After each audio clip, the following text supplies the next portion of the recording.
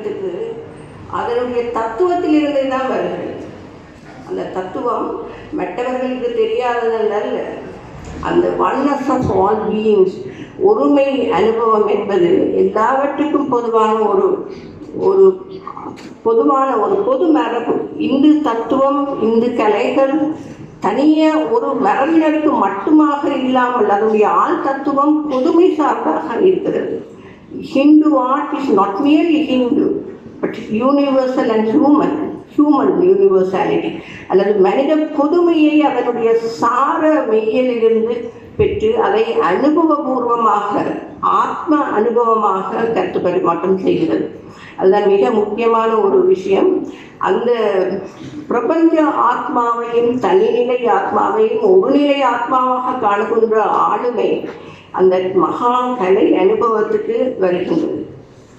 அதே போல மன சமநிலையின் ஒரு வெளிப்பாடாக இருக்கிறது.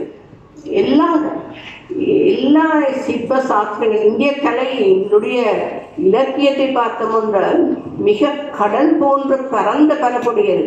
இந்த சுருக்கமான அரை மணி நேரத்தில் அதை முழுமையாக நாம் வெளிப்படுத்த முடியாது.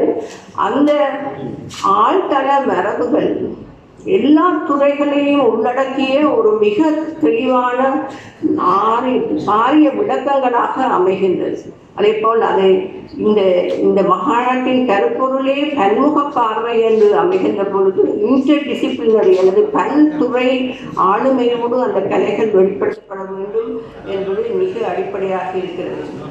அதாவது ஆள் பார்வையின் ஒரு மொழியாக இருக்கிறது, அகக்காட்சியின் ஒரு மொழியாக இருக்கிறது.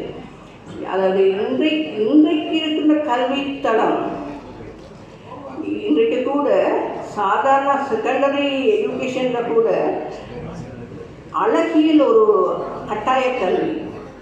அழகியல் அல்லது கலை என்பது அதாவது மிக ஆழ்தள அனுபவங்களை கருத்து பரிமாற்றம் செய்யக்கூடிய ஒரு மிக ஆழ்தளம்.